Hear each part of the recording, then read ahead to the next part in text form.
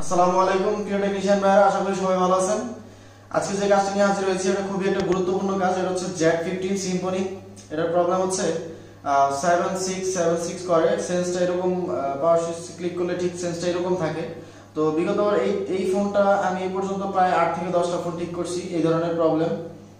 তো বিশেষ করে এই প্রবলেমটা হলে হয়তোবা 99% টেকনিশিয়ান ভাবে যে এমএমসি ড্যামেজ, বা যারা যারা এমএমসি কাজ করেন না তারা এই কাজটা ছেড়ে দেন, বা কোনোভাবে তারা করার ট্রাইও করেন না যে ভাই অন্য কোনো টেকনিশিয়ানের কাছ থেকে ঠিক করে নেন, আমরা পারবো না।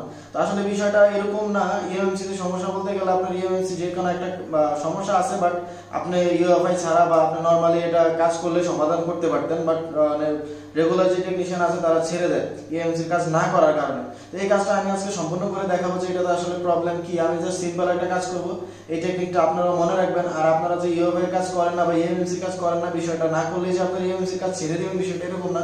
আপনারা দেখবেন যে অন্য কোথাও প্রবলেম আছে কিনা। যেমন এমন হয় যে হাত থেকে পড়ে গেলে আপনার সিপিইউর লাইন প্রিন্ট ড্যামেজ হয়, এমনকি ইএমএমসিরও হয়, পাওয়ার আইসিরও হয়। তো বিষয়টা আপনারা খুব গুরুত্বপূর্ণভাবে দেখবেন যে আসলে কোনো প্রিন্ট ড্যামেজ হয়েছে কিনা।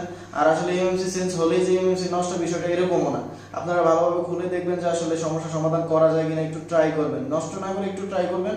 আর কাজ ছেড়ে দেওয়ার চেয়ে ট্রাই করা অনেক ভালো। আমি যেটা মনে করি আমার লাইফ থেকে আমি আপনাদের হয়তো এই সাজেশনটা দিতে পারি যে কাজ ছেড়ে দেওয়ার চেয়ে অন্তত আপনারা 1 ঘন্টা ট্রাই করেন, নষ্ট করবেন, অন্তত ট্রাই করেন, আপনারা সফলতা অর্জন করতে পারবেন। তো সরাসরি আমি কাজ চলে যাচ্ছি, দেখেন এটা আসলে কাজটা কিভাবে করি আমি এন্ড কিভাবে এটা ওকে করতে হয়। আপনারা দেখবেন ফুললি ইউএফআই ছাড়া। আমি জাস্ট এটা সেন্সটা আপনাদের দেখাবো, দেখানোর পর আপনারা বুঝতে পারবেন যে এটা ইএমএমসি সেন্স। আর অবশ্যই আমি ইএমএমসি রিপেয়ার ছাড়া আমি এটা ঠিক করবো ইনশাআল্লাহ আজকে।